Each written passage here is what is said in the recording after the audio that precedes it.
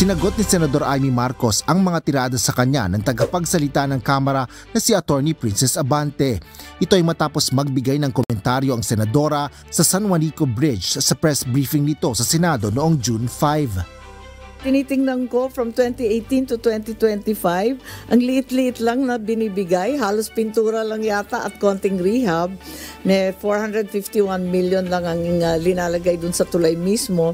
At yung inaakala namin pang repair ng ating tulay, 4.7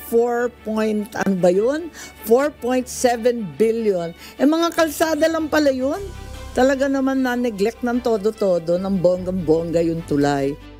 Ngunit sa press briefing ng Kamara noong Miyerkules, dinipensahan naman ng spokesperson nito si Leyte 1st District Representative at House Speaker Martin Romualdez.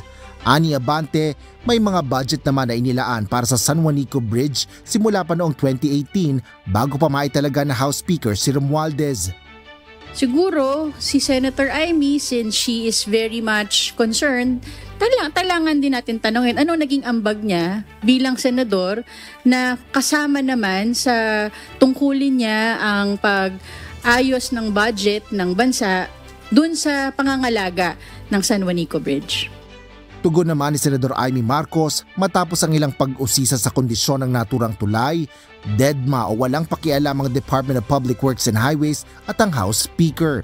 Sinabi pa ng senadora na siya pa mismo ang nagtanong kung saan nilaan ang 4.7 billion pesos na pondo mula sa General Appropriations Act para sa iba't ibang proyekto sa Maharlika Highway. Sentimiento pa nito na ang San Juanico Bridge ay binuo ng kanyang ama na simbolismo ng katatagan at pagtutulay ng kalinga ng pamahalaan papunta sa mga mamamayan. Ngunit ngayon anyang pinagdududahan ng tibay at serbisyo ng tulay ay si Senador Amy pa rin ang hinahanapan ng solusyon. Buwelta pa ng mambabata sa House spokesperson bakit siya bilang senador ang hinahanapan ng aksyon at hindi tanungin ng amo nito na doon nakatira na tumutukoy kay Romualdez. Dagdag pa ng presidential sister, sana siya na lang ang nagpresidente kung lahat sila ay sa senadora nakatingin. Wala pang tugon ang panig ng DPWH at House Speaker kaugnay nito. Asher Cadapan Jr., UNTV News and Rescue. Diyos ang aming sandigan, serbisyo publiko ang aming pinahalagahan.